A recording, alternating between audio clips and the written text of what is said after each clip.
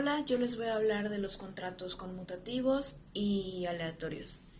Se los voy a explicar a través de los puntos más importantes para que quede más claro para ustedes. Sin más, voy a empezar con los conmutativos. Los contratos conmutativos son los que vienen a partir de los que son de tipo onerosos. ¿A qué me refiero con onerosos? Bueno, en estos las obligaciones y las ventajas son de manera recíproca, son equivalentes y son aproximadamente con el mismo peso, por así decirlo. Estos desde el principio determinan la relación existente entre los beneficios y los sacrificios de cada una de las partes que lo asumen, es decir, que aceptan dicho contrato. Generan obligaciones y cargas contractuales equivalentes y recíprocas. ¿A qué me refiero con que son contractuales?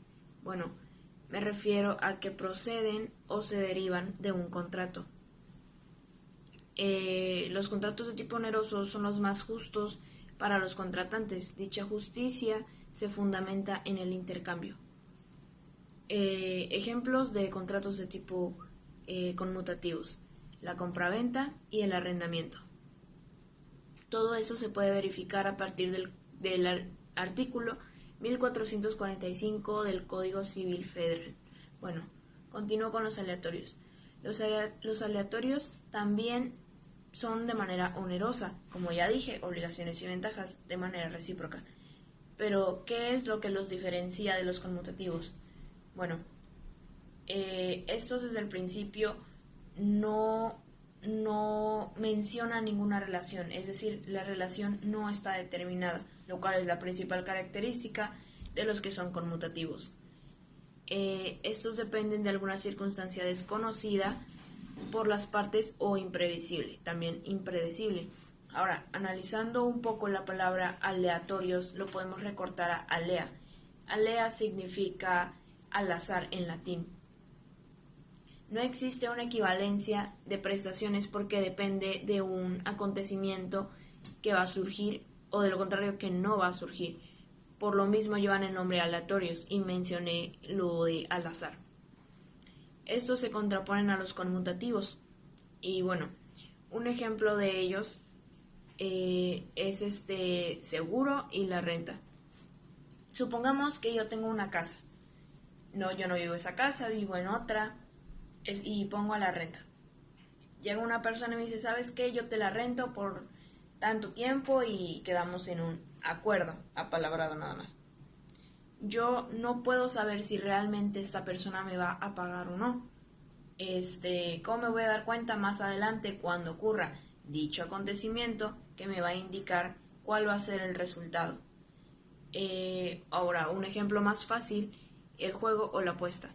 Cuando nosotros jugamos y apostamos, al igual no sabemos cuál va a ser el resultado, no sabemos si vamos a ganar o vamos a perder.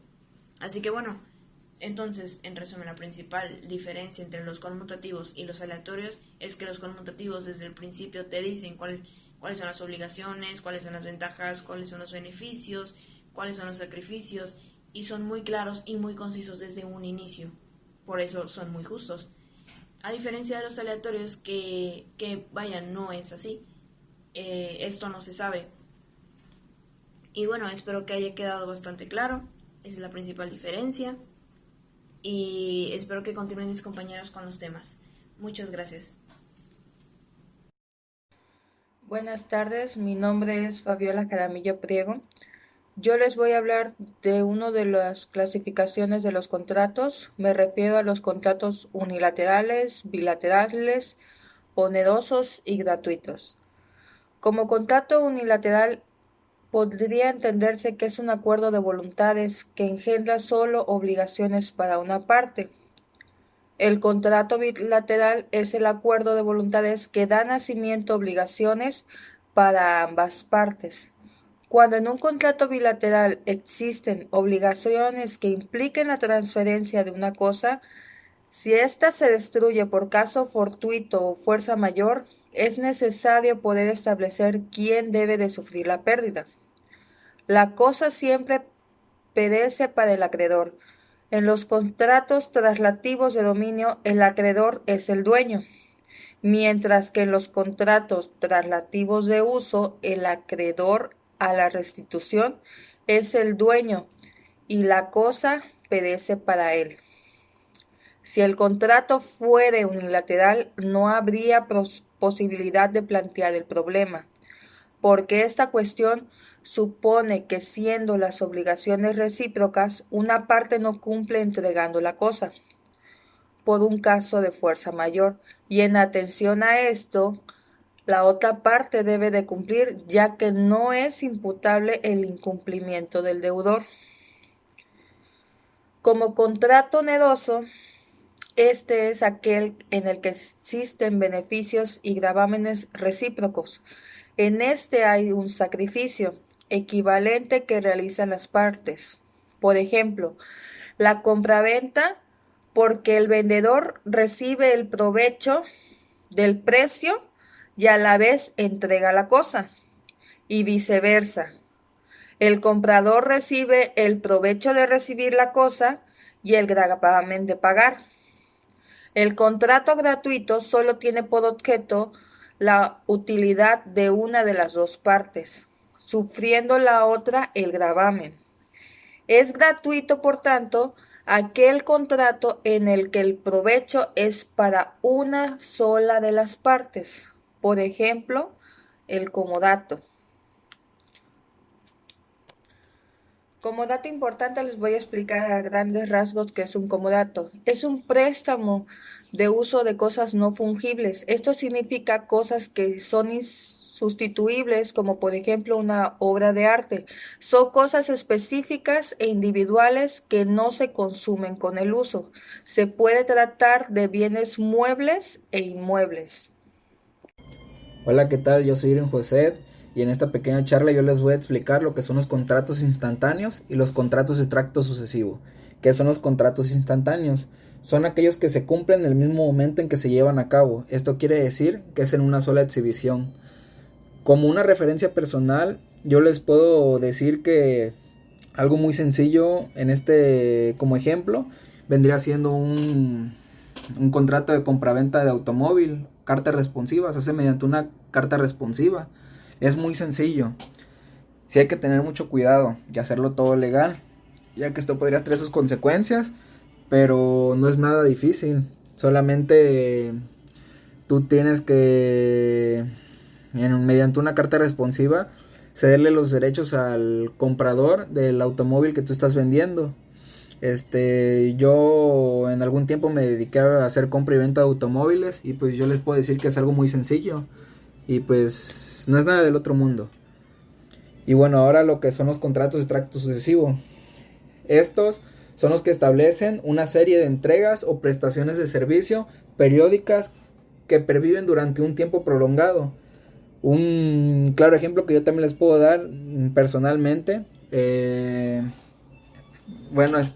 yo le ayudo a mi mamá en lo que es lo de bienes y raíces, y pues yo le he ayudado a ella a hacer contratos de arrendamiento, compra y venta de casas, terrenos, locales, o sea, infinidades de cosas. Y pues yo les puedo decir como experiencia personal que esto también es muy sencillo. En el contrato de arrendamiento, para una renta se van a pactar las condiciones que tú les vas a dar al arrendatario, que va a ser el que te va a rentar tu casa. Tú como arrendador vas a imponer una serie de pasos mediante el contrato de arrendamiento, en donde tú le estás haciendo la entrega de tu casa habitación y el arrendatario mediante su firma, porque sabemos que la firma ahora sí que tu consentimiento, en donde tú firmando eso estás de acuerdo que te están haciendo entrega de la casa y tú la tienes que devolver en buen estado, así como te hicieron la entrega de ella. Y pues este contrato de arrendamiento tiene una fecha. La mayoría de las veces que a mí me ha tocado hacer contratos de arrendamiento por rentas son de 6 a 1 año, o sea que no es a fuerzas un tiempo determinado, simplemente que las dos partes se lleguen a un acuerdo en donde el arrendador y el arrendatario, no sé, tal vez él quiera hacer la renta, o sea, la renta se va a pagar mensual, pero el contrato de arrendamiento que tú debes de, ¿cómo se dice? Tanto el arrendador como el arrendatario tienen que cumplir esa fecha determinada. porque si no, sí tienen penalizaciones de las dos partes. Se constituyen por la entrega de la cosa o por el mero acuerdo al que lleguen ambas partes. Cuando no haya dicha entrega de la cosa, hay un antecontrato o también llamado contrato preliminar o promesa de contrato. Una promesa de contrato es aquella en la que ambas partes pactan que la entrega será en un tiempo determinado o un tiempo futuro. Dentro de este contrato se encuentra aún vigente el Código Civil de 1884, que nos indica que ya hay una obligación de una persona por entregar y otra por restituir. Restituir significa devolver la cosa a quien la tenía antes. Solo existen dos ejemplos de contratos reales, es el depósito y el comodato. Contratos accesorios.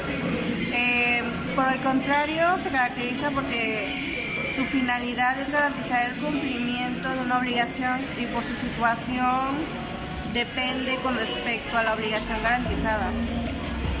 Por el contrario, el accesorio no puede subsistir sin una obligación principal. Por consiguiente, las causas extinguen la obligación principal. Extinguen igualmente las que provienen del contrato de accesorio.